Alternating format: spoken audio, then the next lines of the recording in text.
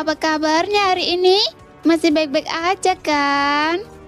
Di video kali ini kita melanjutkan cerita Donghua Battle Truck Devon. Oke, nggak usah lama-lama lagi, kita langsung aja ke ceritanya. Ding Yue cemberut, merasa diperlakukan tidak adil. Meskipun Hua Buyu telah menyelamatkan mereka kali ini, mereka takut akan dikurung di ruang gelap. Begitu mereka kembali ke kota 1000 bintang. Saudara Soyen, tolong kembalilah bersama saya. Hua Buyu menatap Soyen dengan mata lembut. Soyen mengepakkan tangannya memberi hormat.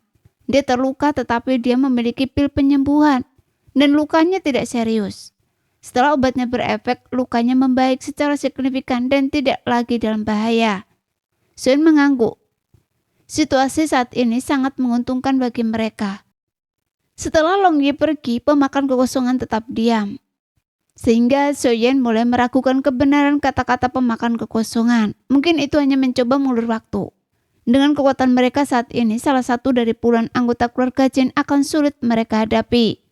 Sekarang Hua Buyu telah datang menyelamatkan mereka. Soyen menghela nafas lega dan perlahan menyimpan kantong broklatnya. Long Yi, ayo pergi. Soyen memanggil Long Yi yang berada di kejauhan. Long Yi meraung marah pada pemakan kekosongan, tetapi setelah melahap darah esensi Long Yi, pemakan kekosongan tetap tak bergerak, tanpa perlawanan sedikit pun. Setelah panggilan berulang kali Xiaoyan, Long Yi tidak punya pilihan selain menyerah dan terbang kembali ke sisi Xiaoyan. Kemudian Xiaoyan dan yang lainnya menaiki Bahtera Hua Buyu, mengendalikan Bahtera Fearless untuk mengikuti di belakang. Ayo pergi. Hua Buyu tidak banyak bicara kepada Wu Henjian, hanya berbicara pelan kepada Xiaoyan dan yang lainnya sebelum perlahan mengarahkan Bahtera menjauh. Tepat saat itu ketika Xiaoyan dan yang lainnya hendak pergi, rantai emas di tangan puluhan sosok tiba-tiba putus satu persatu. Wu Henjian berteriak dalam hati. Sialan! Dia menoleh tajam ke Hua Buyu dan berteriak. Saudara Buyu, saya mohon ulurkan tangan Anda dan bantu kami membunuh pemakan kekosongan ini. Ia telah lepas dan sekarang tak seorang pun dari kita bisa melarikan diri. Pada saat ini raungan buah seolah memenuhi seluruh lautan hampa, dipenuhi amarah, niat membunuh dan kebencian. Mata Wu Henjian menyipit tajam, tatapannya bergetar. Rantai emas ini adalah satu-satunya harapan mereka, tetapi Xiaoyan telah menunda kesempatan terbaik mereka untuk memburu pemakan kekosongan. Dalam waktu kurang dari setengah detik, semua rantai emas akan putus, dan batasan pada pemakan kekosongan akan hilang. Begitu dia mengamuk, bahkan Wu Henjian, seorang dosen bintang 5, kemungkinan besar tidak akan mampu menghentikannya. Jika dia ditelan oleh pemakan kekosongan, dia juga akan binasa. Hua Buyu sedikit merutan kening, sementara Wu Henjian menaruh semua harapan padanya. Dia percaya Hua Buyu benar-benar dapat memanfaatkan kekuatan bintang merah. Jika demikian, memburu pemangsa kekosongan ini akan sangat mudah. Namun kenyataannya adalah Hua Buyu tidak memiliki cara untuk memanfaatkan kekuatan bintang di luar bintang merah. Kata-katanya hanyalah ancaman bagi Wu Henjian. Tidak bisa membantu. Ayo pergi. Hua Buyu sedikit menoleh dan berbicara dengan tenang. Setelah berbicara, dia mendorong Bahtera untuk pergi dengan kecepatan tinggi. Namun seperti yang dikatakan Wu Henjian, mereka tidak bisa melarikan diri. Sang pemangsa kekosongan telah melepaskan amarahnya. Dengan daya hisap terkuatnya, semua orang di sekitarnya, termasuk Bahtera dan bahkan bintang-bintang, akan dilahap. Mencoba menggunakan kecepatan Bahtera untuk menembus daya hisap sang pemangsa kekosongan hampir mustahil. Angin kencang menerpa telinga mereka dan semua yang sebelumnya membatasi pemakan kekosongan perlahan mulai surut. Di belakangnya, sebuah mulut raksasa seperti jurang hitam menarik semua orang ke arah mulutnya yang menganga dengan daya hisap yang sangat besar. Pada saat ini, rantai emas yang mengikatnya telah putus dan batasan pada tubuhnya telah lenyap. Terbebas dari batasannya, pemakan kekosongan membuka mulutnya yang merah darah seperti orang gila. Daya hisapnya beberapa kali lebih kuat dari sebelumnya. Sialan! Hua Buyu mengumpat dalam hati. Meskipun mereka tidak jauh dari bintang merah, masih ada jarak. Namun tidak peduli berapa banyak ki asal abadi yang Hua Buyu curahkan ke dalam Bahtera, kecepatan yang telah mencapai batasnya. Dengan satu kekuatan momentum saja dan yang lainnya ada daya hisap, batera itu sekarang diam, tidak dapat bergerak maju atau mundur. Tetapi situasi ini tidak dapat berlangsung lama, karena daya hisap pemakan kekosongannya akan semakin kuat dari waktu ke waktu. Cepat atau lambat, mereka semua akan ditelan oleh pemakan kekosongan. Saudara Buyuh, saya mohon, jika Anda tidak bertindak, kita semua akan mati di sini. Jika Anda bertindak, keluarga jin saya akan berhutang budi pada Anda. Saya bahkan akan melakukan apa saja untuk Anda. Wu Hengqian panik. Mereka bergegas keluar dengan kecepatan penuh, tetapi mereka tidak mampu menahan kekuatan hisap yang dahsyat. Tubuh mereka terus-menerus terdorong mundur.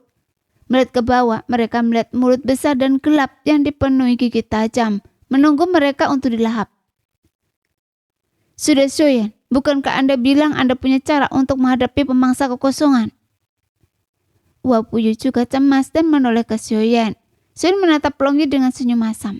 Kemudian Longyi perlahan berjalan ke tepi dek dan mengeluarkan raungan naga. Ini... Hua Puyu melihat tindakan Longyi agak bingung. Dia berkomunikasi dengan pemangsa kekosongan.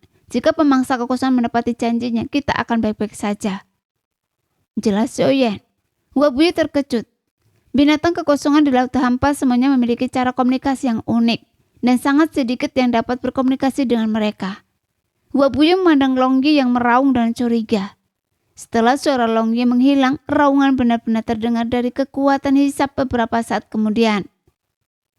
Ayah, katanya ia tahu batas kemampuannya dan tidak akan melahap kita, kata Longyi kepada Xiaoyan setelah berkomunikasi dengan pemangsa kekosongan. Semua orang menghela nafas lega. Pada saat ini, Hua Hengqian dan puluhan lainnya sedang diseret ke dalam mulut raksasa itu. Melihat Hua Puyu tidak bergerak, Hua Hengqian menduga bahwa Hua Puyu mungkin berbohong kepadanya. Sekarang dia harus menemukan cara untuk menyelamatkan diri sendiri. Hua Hengqian tidak punya pilihan selain menggetakkan giginya, menarik seorang rekan dosen bintang 3 di sampingnya, dan langsung mengalurkan ki asal abadi yang kuat kepadanya, memaksa rekannya untuk menghancurkan diri sendiri. Karena penghancuran diri dosen bintang 3 lebih kuat daripada ledakan teratai api surgawi Xiaoyan.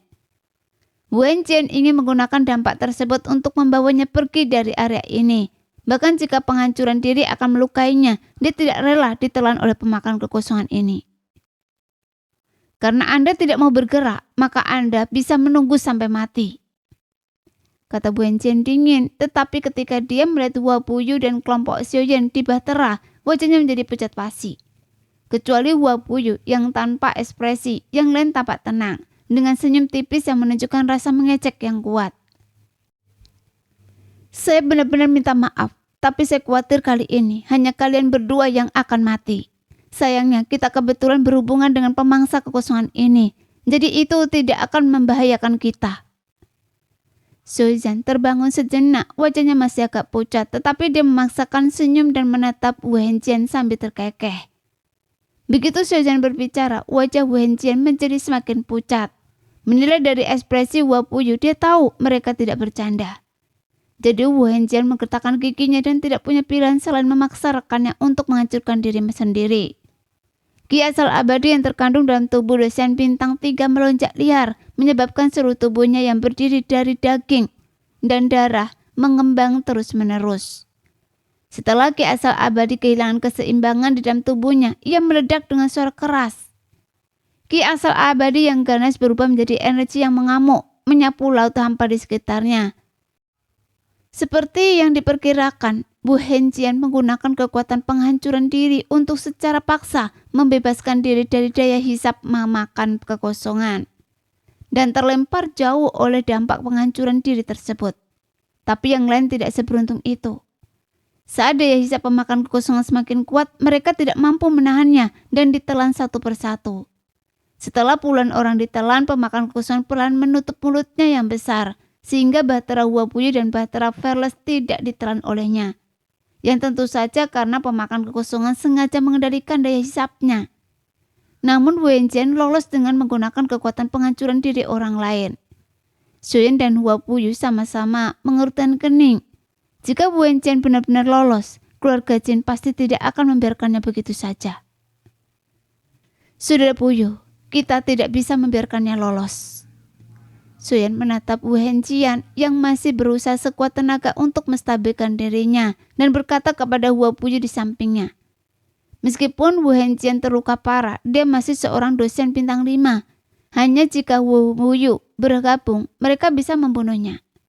Hua Puyo juga mengangguk. Dia mengerti bahwa jika Wu Henjian dibebaskan kali ini dan keluarga Jin mengetahui kebenarannya, bukan hanya Soyan tetapi juga bintang merah, Hua Puyo akan terlibat.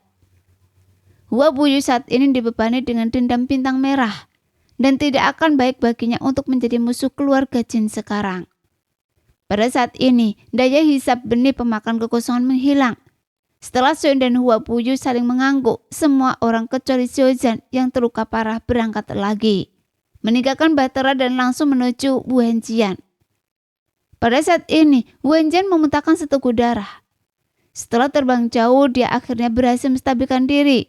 Penghancuran diri dosen bintang 3 telah menyebabkannya kerusakan yang cukup besar. Setelah melihat Soyan dan kelompoknya tiba, Wu Henjian mengumpat pelan. Karena bahteranya juga telah dimakan oleh pemakan kekosongan, membuatnya hanya bisa bergerak melalui laut hampa dengan tubuh fisiknya. Wu Henjian tahu dia terluka parah dan perlu menemukan bintang atau batas untuk memulihkan diri. Tetapi Xiaoyan dan Hua Puyo tidak akan memberinya kesempatan itu. Luka Wu Henjian jauh lebih serius daripada yang dia bayangkan. Dengan patah tulang berbagai tingkat, dia telah meremehkan kekuatan penghancuran diri dosen bintang 3. Ditambah dengan luka yang dideritanya saat memburu benih pemakan kekosongan. Penghancuran diri dosen bintang 3 untuk melarikan diri semakin memperparah lukanya. Wu Henjian masih ingin melarikan diri, tetapi pada saat itu, Hua Puyo memegang seruling. Saat seruling berbunyi, gerakan Wu Henjian jelas goyah. Hua Puyo telah menyalurkan ki asal abadi ke dalam seruling. Kekuatan Hua Puyo terletak pada kemampuannya untuk mengendalikan lawannya dengan suara serulingnya. Sebuah teknik yang sangat ampuh. Wu Henjian terluka, jadi kecepatannya sudah terlambat. Kelompok itu dengan cepat menyusulnya. Wu Henjian tampak berantakan, rambutnya acak-acakan dan darah merembes dari dahinya dan sudut mulutnya, membuatnya tampak semakin menyedihkan. Sikap arogannya sebelumnya benar-benar hilang. Bahkan sekarang, Wu Henjian tidak percaya bahwa pemakan kekosongan sebenarnya belum melahap mereka. Kata-kata Xiaozhan tentang menjadi kerabat membayangi pikiran Wu Henjian. Apa yang Anda inginkan? Saya dari klan Jin. Anda tidak tahu itu kan? Hua Puyo. Kepercayaan diri Wu Henjian memudar. Dari semua orang dalam kelompok ini, dia paling waspada terhadap Hua Puyo. Saat ini, Hua Puyo menatapnya dengan dingin. Meskipun dia mengenal Hua Puyo, itu hanya kenalan, tidak lebih. Keluarga Jin dikenal karena kesombongan mereka dan kata-katanya tidak akan lagi mendapatkan simpati Hua Puyo. Justru karena Anda dari keluarga Jin, kami harus membunuh Anda. Melihat ekspresi acuh tak acuh Hua Puyo, Soyan dengan malas berbicara dari samping. Wu Henjian berbalik dan menatap dingin Soyan. Sekarang benar-benar menyesal tidak langsung membunuhnya. Saya ingat Anda pernah bilang akan membunuh kami semua dan menjebak pemakan kekosongan. Sekarang giliran kami yang mengatakan itu pada Anda. Ding Yue menyimpan dendam besar terhadap Wu Henjian. Lagi pula dia baru saja menghinanya dan hubungan antara keluarga Jin dan rumah lelang keluarga Ding tidak begitu harmonis. Wu Henjian juga merupakan salah satu kekuatan utama keluarga Jin. Membunuhnya di sini akan melemahkan kekuatan keluarga Jin sampai batas tertentu, yang akan menjadi hal baik bagi rumah lelang keluarga Ding. Anda, Wu Henjian sangat marah hingga hampir memuntahkan darah. Matanya dipenuhi racun saat dia menatap Ding Yue yang angkuh. Lalu dia menggertakkan giginya dan perlahan berkata, jika Anda berani membunuh saya hari ini, keluarga Jin pasti tidak akan membiarkan Anda lolos. Begitu Wu Henjian selesai berbicara, Feng Bo tiba-tiba muncul di depannya, melayangkan pukulan langsung ke wajahnya. Karena terkejut, hidung Wu Henjian berdarah deras. Pukulan ini untuk membalas dendam atas saudara saya, kata Feng Bo dingin. Wajah Wu Henjian berkerut karena marah. Pedang panjangnya berdengung di tangan saat ia menatap Feng Bo dengan penuh amarah. Saya tidak pernah menyangka saya Wu Henjian akan jatuh ke tangan Anda hari ini. Karena saya tidak bisa melarikan diri, membunuh saya tidak akan semudah itu. Setidaknya Anda akan membayar harga yang mahal. Kata Wu Henjian dingin. Pedang panjangnya melesat menembus Feng Bo. Feng Bo merasakan angin dingin di belakangnya saat pedang Wu Henjian hendak menyerang. Namun pada saat itu pedang itu berhenti di depan Feng Bo. Kecepatannya begitu cepat sehingga Feng Bo bahkan tidak sempat bereaksi. Pada saat itu, ekspresi Wu Henjian tiba-tiba membeku.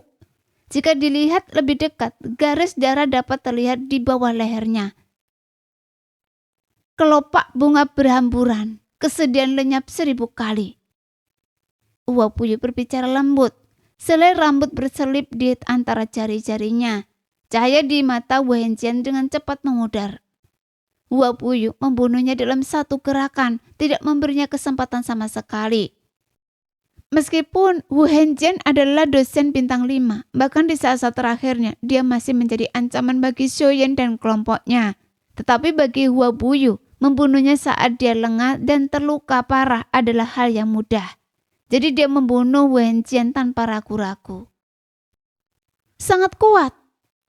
Mata Xiaoyan menyipit ketika melihat Hua Puyu bergerak. Kecepatan Hua Puyu tampak lambat, tetapi sebenarnya itu adalah bayangan yang sangat cepat.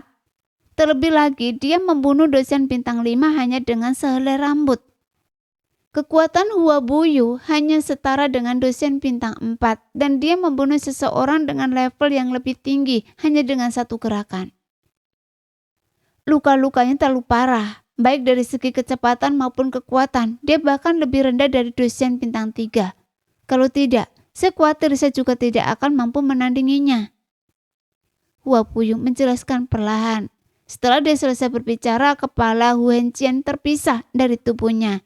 Sun dengan cepat meraih semua cincin penyimpanan di jari-jari Wu Henjian. Tunggu! Mata Hua Puyu tiba-tiba menyipit seolah dia telah menemukan sesuatu yang salah. Mayat Wu Henjian telah berubah menjadi mayat kering dengan sangat cepat. Xiaoyan dan yang lainnya semuanya mengalihkan pandangan mereka ke arah itu dan semua orang terkejut. Sun meraih Wu Henjian. Dalam hati mengumpat. Oh tidak. Bahkan Hua Puyu menepuk dahinya. Kita semua telah tertipu. Ini palsu. Kakak Buyu, apakah Anda punya cara untuk menemukan tubuh aslinya? Tanya Sun kepada Hua Puyu. Saat ini ketika mencari di kampan sekitarnya, Wu Henjian tidak melihat dimanapun. Sementara Xiaoyan dan yang lainnya berbicara dengan tubuh palsunya. Dia telah mengambil kesempatan untuk menyelinap pergi. Ini memang masalah yang merepotkan. Hua Puyu juga sedikit mengerutkan kening menemukan seseorang di lautan kehampaan yang luas ini, jelas seperti mencari jarum di tumpukan jerami. Jika kita membiarkannya kembali ke keluarga Jin, saya khawatir kakak Buyu dan saya pasti akan menderita pembalasan dari keluarga Jin.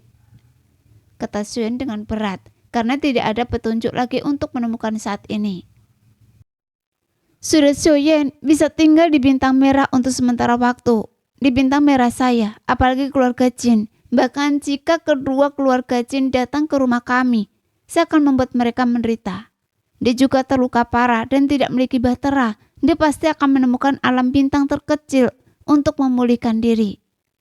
Di lautan hampa yang terpencil di timur laut ini, tidak banyak alam yang memiliki bahtera.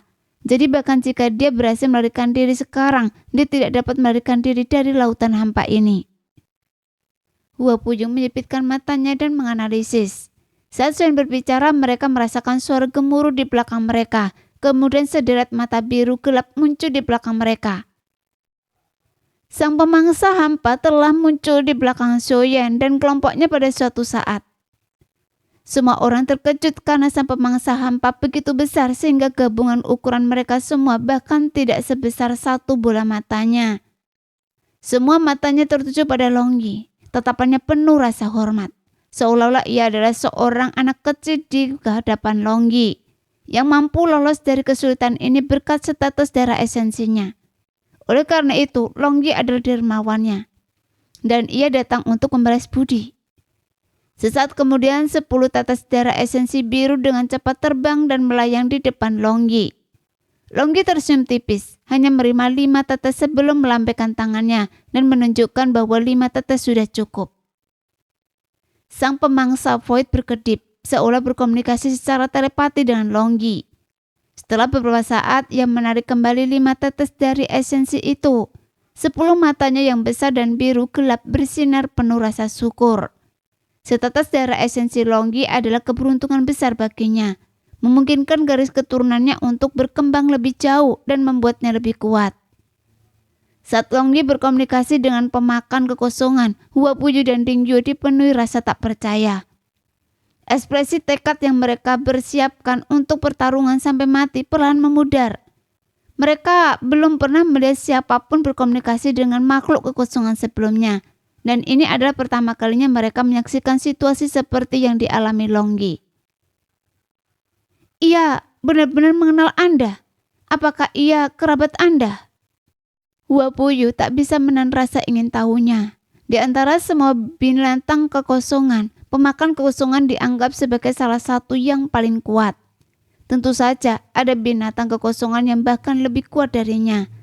Sebagian besar binatang kekosongan sangat arogan dan meremehkan interaksi dengan manusia. Jadi jarang sekali melihat binatang kekosongan berkomunikasi dengan manusia. Bagaimana mungkin? Kebetulan Longgi bisa berkomunikasi dengannya. Kami pernah bertemu dengannya sebelumnya dan tujuan kami datang ke sini kali ini juga untuk mencari pemakan kekosongan. Kami tidak menyangka akan bertemu dengan makhluk yang sama. Kami melihatnya dalam kesulitan, jadi kami mencoba membantunya. Tapi kami tidak menyangka Wu Henjian jauh lebih licik dari yang saya bayangkan.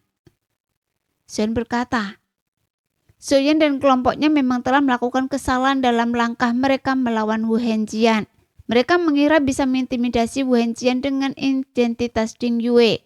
Tetapi tanpa diduga, Wu Henjian memiliki niat membunuh.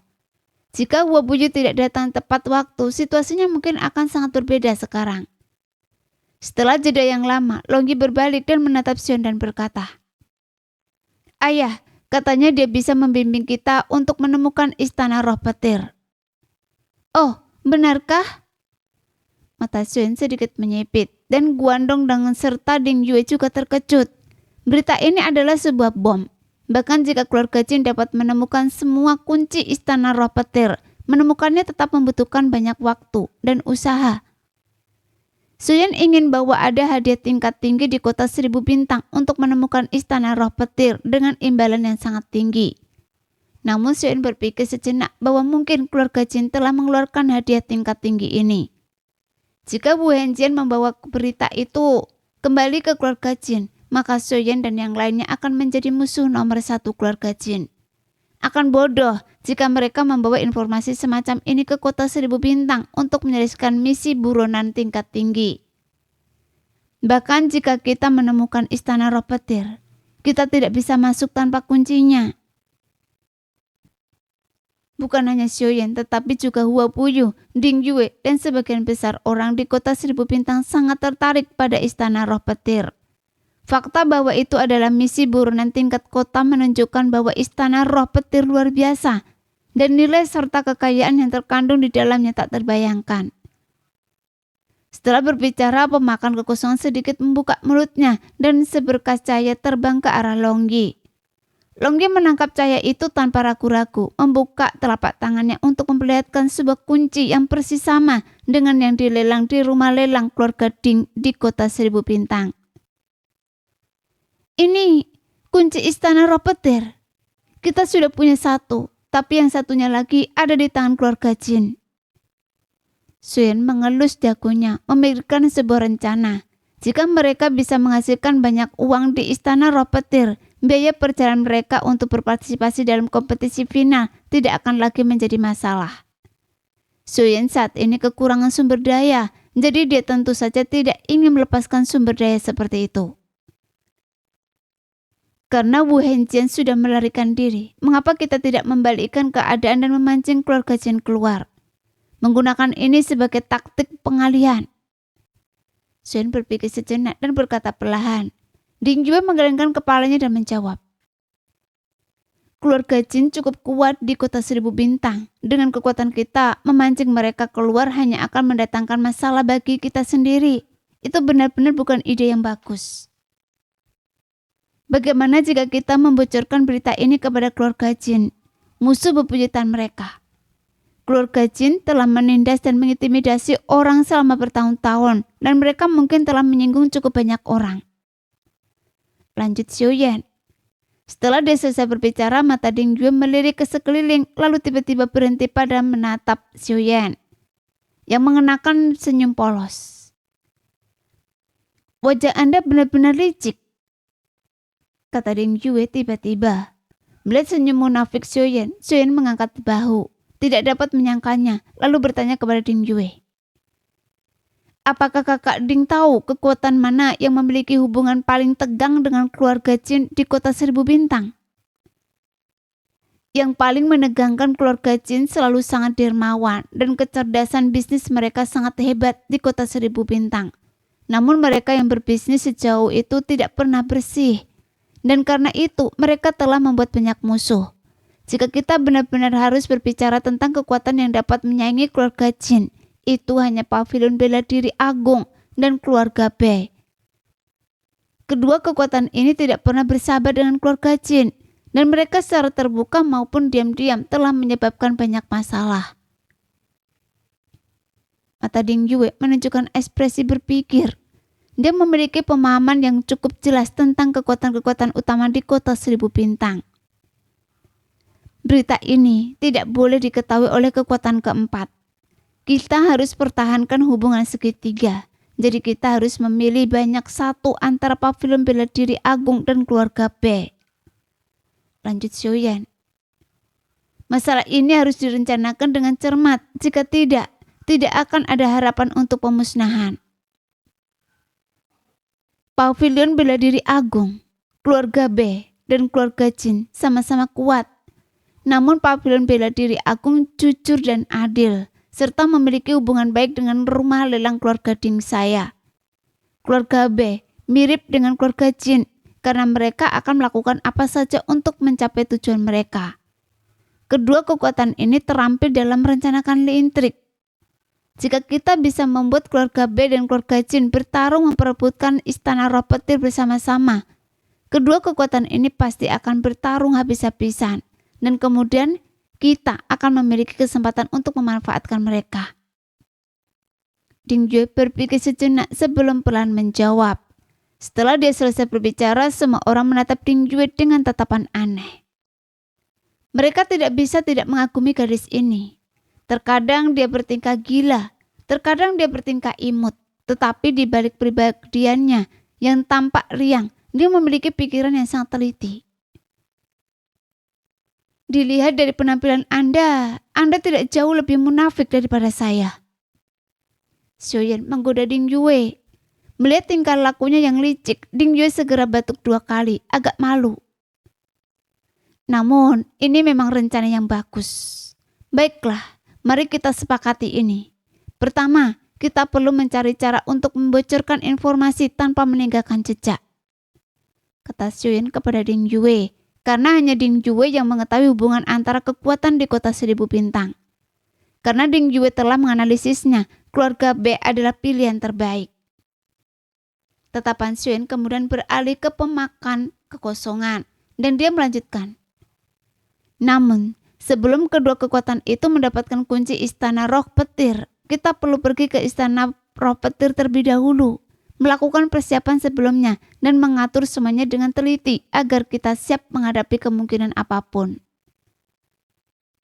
Saudara Puyo, bagaimana menurut Anda?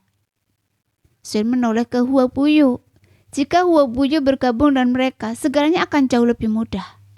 Lagi pula, mengingat kekuatan mereka saat ini, mereka sangat membutuhkan orang kuat seperti Hua Puyo. Masalah ini masih terlalu beresiko. Saya rasa lebih baik merencanakannya dengan hati-hati. Jika Ding Yue melakukan kesalahan sekecil apapun, paman tidak akan bisa menerimanya. Tatapan Hua Puyo tetap tertuju pada Ding Yue yang cemberut, agak tidak senang. Saudara Buyuh, apakah seseorang selalu harus menjadi pengecut dan penakut dalam jalan kultivasi? Konon, bahaya dan peluang perjalanan beriringan. Dan kali ini, selama rencana kita cukup matang, dengan keluarga Jin dan Baek di tempat terbuka dan kita di balik bayangan, kita akan menuai keuntungan apapun yang terjadi. Jika keadaan berubah, kita juga bisa lolos tanpa cedera. Tetapi itu urusan mereka, kata Ding Yue. Sejak kecil, ayah Ding Yue sangat membatasi kebebasan pribadinya, memperlakukannya seperti permata berharga. Namun seiring bertambahnya usia Ding Yue, ayahnya secara bertahap mengizinkannya untuk berpetualang sendiri. Tetapi tindakan semacam ini harus dilakukan secara diam-diam. Itu benar, tetapi Anda juga bisa menjadi kuat melalui kultivasi yang damai. Dengan kekuatan rumah lelang keluarga Ding, Anda memiliki sumber daya yang lebih cukup untuk berkultivasi. Mengapa mengambil resiko seperti itu? Hua Buyuh sedikit merutan kening. Dia tidak setuju dengan keterlibatan Ding Yue dalam masalah ini, apapun yang terjadi. Kakak Buyuh benar sekali. Nona Ding Yue datang ke sini untuk pemakan kekosongan. Sekarang pemakan kekosongan ada di depan Anda. Masalah istana roh petir terlalu berbahaya. Lebih baik Anda tidak pergi. Kami bisa menanganinya sendiri. Xuan mengangguk. Hua Buyuh telah datang sejauh ini untuk melindungi Ding Yue dan jelas tidak akan membiarkannya berada dalam situasi hidup dan mati lagi. Melihat Xiaoyan dan Hua Buyuh berada di pihak yang sama, Ding Yue cemberut tidak senang. Sudah terlambat baginya untuk mengatakan apapun sekarang. Namun, Nona Ding Yue, kami tidak bisa melakukan ini tanpa Anda. Meskipun Anda tidak bisa pergi sendiri, Anda harus mengambil langkah pertama agar metode ini berhasil. Xiaoyan menatap Ding Yue. Dia tahu bahwa Ding Yue tidak terlalu tertarik pada harta kultivasi atau kekayaan. Lebih karena rasa ingin tahunya yang gelisah yang mendorongnya. Selama dia tetap sibuk, dia akan puas. Baiklah, serahkan pada saya. Tapi jangan lupakan saya ketika Anda mendapatkan harta itu. Ding Yue tersenyum lebar. Xuan melihat Ding Yue tadi tampak murung dan sedih. Tetapi dalam sekejap mata wajahnya berseri-seri dan memperlihatkan senyum manis. Meskipun mereka belum lama saling mengenal, dia telah sepenuhnya memahami kepribadian Ding Yue. Guandong melihat ini juga memberi Xuan ancungan jempol. Tapi apa sebenarnya yang ada di istana roh petir ini? Sehingga membuat kekuatan utama kota 1000 bintang begitu khawatir. Kata Xiaoyan, mengenai istana roh petir, informasi Xiaoyan saat ini hanya terfragmentasi. Dia hanya tahu namanya, tetapi dia tidak tahu apa itu, atau harta apa yang terkandung di dalamnya. Yang lebih membingungkan Xiaoyan adalah mengapa ada kunci pada pemakan kekosongan, dan mengapa pemakan kekosongan bersedia membawa mereka ke istana roh petir. Apakah itu hanya untuk membalas budi? Xiaoyan menyimpan pikiran-pikiran ini untuk diri sendiri, selalu waspada. Bagaimanapun banyak hal tidak dapat diukur dengan penampilan atau emosi. Hidup dan mati dipisahkan oleh satu pikiran. Satu langkah salah dapat menyebabkan kehancuran total. Saya telah mengumpulkan beberapa informasi tentang istana roh petir, tetapi informasinya ada di bintang merah. Mungkin kita sebaiknya kembali ke bintang merah dulu dan kemudian membahasnya lebih lanjut. Kata Hua Buyuh perlahan. Mendengar ini Xiaoyan menatap pemakan kekosongan yang sangat besar itu. Jika mereka melewatkan kesempatan ini, menemukannya lagi akan sangat merepotkan. Longyi, tanyakan padanya apakah ia bisa menunggu kita sebentar. Kata Xiaoyan kepada Longyi. Longyi mengangguk dan menyampaikan maksud Xiaoyan kepada pemakan kekosongan. Dan dia merintih beberapa kali sebelum Longyi menoleh ke Xiaoyan dan menjawab. Ia bilang bisa. Ia juga terluka dan butuh waktu untuk sembuh.